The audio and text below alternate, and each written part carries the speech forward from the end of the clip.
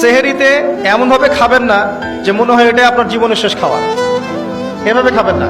সেহেরিতে কম খান। যত বেশি খাবেন তত বেশি আপনি অলস হয়ে যাবেন। মুসলিমদের উচিত নয় খুব বেশি ভরপেট খাওয়া। এবং এই সুন্নাতটা এখন কিতাবের মধ্যে আছে, আমাদের বডি এবং আমলের মধ্যে সুন্নাতটা খুব একটা নাই।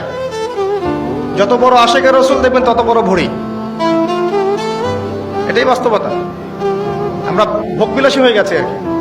এটা আখিরুজ জামানের সাইন। নবী সাল্লাল্লাহু আলাইহি ওয়াসাল্লাম বলেছে শেষ জামানে এক শ্রেণী মানুষ আসবে যাদের উঁচু ভুঁড়ি থাকবে, ঠেস দিয়ে বসে থাকবে এবং আরাম প্রিয় হবে। হাদিসের পাতায় পাতায় এগুলো আছে। ইফতারেও কম খাবেন। ইফতারে সারাদিন রোজা রেখে বেশি খাবেন না। খেতে হলেই পেটের এক ভাগ খান, এক ভাগ ফাঁকা রাখেন, আপনি ইবাদত করে স্বাচ্ছন্দ্য বোধ করবেন। ইফতারে বেশি খেলে তারাবির নামাজ পড়তে পারবেন না। এবং তারাবি জামাতে পড়ার চেষ্টা করবেন। তারাবি সালাতে সুন্দর করে লম্বা করে পড়ার চেষ্টা করবেন। সময় লাগুক 1 ঘন্টা 2 ঘন্টা।